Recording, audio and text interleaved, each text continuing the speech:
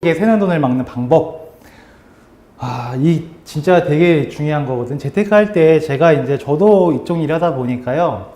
매달 한 달에 한 번씩은 신규로 나오는 재테크 책들이 한 달에 한 권 뿐이겠습니까? 얼마나 많이 나오겠어. 이미 나와 있는 것도 많고. 그래서 꼭 그런 책들을 사서 보거든요. 다른 분들은 어떻게 이야기를 하시는지, 어떤 식으로 표현을 하시는지 저도 좀 이렇게 공부를 계속 하고 있는데, 모든 책의 첫 번째 단락에는 이게 나옵니다.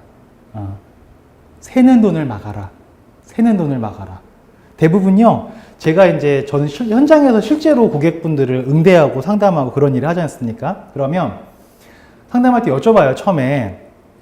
자기들은 다들 하시는 말씀이 저한테 하소연하는 말씀이 뭐냐면, 우리는 진짜 꼭 필요한 데만 알뜰살뜰 돈을 쓰는데 돈이 여기저기 어떻게 새는지 모르겠다. 돈이 너무 많이 새가지고 돈이 안 모인다고 말씀들을 많이 하시더라고요. 그런데 진짜 생각해보면은 어떻게 새는 건 당연한 건데 새는 걸 막기 위한 노력을 했느냐를 물어보면은 그런 노력은 잘 안 하세요. 그러니까 돈이 셀 수밖에 없고 돈이 새는 만큼 종잣돈이 안 모이고 종잣돈이 안 모이는 만큼 아까 우리 얘기했었던 것들 있죠. 뭐 이런 것들을 만들어가는 게 어려움이 있을 수밖에 없는 거죠. 그래서 부자의 첫 번째 원칙, 바로 새는 돈을 막아라, 이 얘기인데요. 이게 얼마나 중요한 거냐면요. 제가 퀴즈 한번 내보겠습니다. 어떤 사람은요, 1번으로 해가지고, 이번 사람은 한 달에 100만 원씩 저축을 하는 사람이 있어요. 그럼 이 사람은요, 이자가 어마무지합니다. 진짜 한 10%를 받아요. 연이자 10%. 요즘에 은행 이자가 뭐 1%, 2%인데 실제로 예를 들어 10%를 받을 수 있다라고 가정을 하고 한번 얘기를 해볼게요. 그리고 2번 사례는요, 이 사람은 똑같이 월 110만 원을 저축을 합니다. 조금 더 10% 정도가 저축량이 많죠. 그런데 이 사람 이자가 2%밖에 안 돼요. 저축량은 10%가 많은데 이자율은 훨씬 적어요.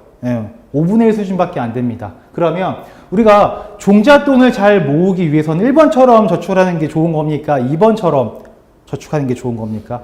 종잣돈을 빨리 만들어서 그 돈으로 뭔가를 하려고 해요. 그럼 이걸 해야 돼요? 이걸 해야 돼요? 정답은 간단하죠. 이거죠. 2번을 해야 되는 거죠. 왜 그런가 보면은 얘는 이제 계산을 해보게 되면요. 마지막 때, 만기 때 내가 받는 금액이 얼마냐면요.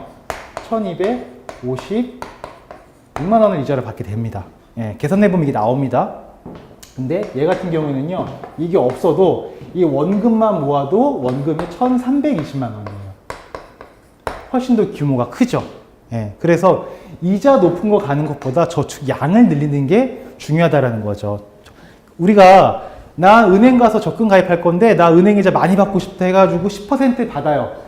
가능합니까? 은행 직원한테 저는요 저축 잘할 거거든요. 은행 이자를 남들은 모르겠고 나는 그냥 10% 해주세요. 막 때를 쓰고 우겨. 된다 칩시다. 10%를 받았어. 그래도 이거라고요. 사실 이것도 불가능한 거지만 이게 더 중요하다는 거죠. 그래서 항상 돈을 많이 모을 때는 우리가 수입이 있으면 돈이 나가는 지출이 있죠. 여기서 요거 빼고 나면은 이게 바로 이제 저축하는 금액이지 않습니까? 그러면 우리는 일단 얘를 많이 해야 돼요. 수익을 높이려고 하지 마시고요. 일단은 저축하는 양을 많이 늘리셔야 됩니다. 50만 원씩 모으는 친구랑 100만 원씩 모으는 친구랑 나중에 미래가 같을 수가 없죠. 그래서 꼭 양을 늘리셔야 되는데 그러려면은 둘 중에 하나죠. 수입을 늘리거나 지출을 줄이거나, 그쵸? 많이 벌거나 덜 쓰거나 둘 중에 하나입니다. 자, 근데 여러분들이 오늘 이렇게 얘기를 들으시고요. 나는 부자가 돼야겠다. 진짜 나는 저 사람 얘기처럼 근로소득을 가지고 잘 관리해서 이자소득, 배당소득, 임대소득 등등등 많은 소득을 만들겠어. 종잣돈을 최대한 빨리 모아야지. 저축 많이 해야지라고 해서 사장님한테 사장님, 저 이제 저축을 많이 하고 부자가 되기로 결심을 했습니다. 월급 올려주세요. 라고 얘기를 해봐요. 뭐라 그러시나? 얘가 어디 아픈가? 왜 이래 얘가? 그리고 실제로 우리가 연봉 협상할 때 내가 연봉 협상할 때 말이 사실 연봉 협상이지 연봉 협상이에요. 연봉 통보지. 더 많이 버는 거 이거는 쉽지가 않다라는 거예요. 더 벌려면은 퇴근한 이후에 알바를 뛰거나 인형 눈가를 붙이거나 대리운전을 뛰거나 뭔가 또 나의 시간과 근로를 제공을 해야 돼요. 수입을 늘리는 거는 쉽지가 않습니다. 특별하게 내가 자기 개발을 잘 해가지고 이직을 하거나 좀 고속 승진을 하지 않는 이상은 수입을 내가 원하는 만큼 늘리기가 쉽지 않다라는 거죠. 그런데 지출에 대한 거 쓰는 거는 내가 조금 관리하면은 많던 적던 지출을 조금 줄임으로 인해서 저축의 양을 늘릴 수가 있죠. 그래서 우리는 여기에다가 먼저 집중을 하셔야 됩니다. 지출을 먼저 줄이는 거 생각을 하셔야 되는데, 근데 이게 쉽지가 않은 거예요. 그냥 생각만 가지고 나 적게 써야지, 많이 안 써야지 라고 생각을 많이 하세요. 근데 생각처럼 많이 안 쓰시던가요? 생각처럼 지출 통제가, 소비 통제가 잘 되십니까?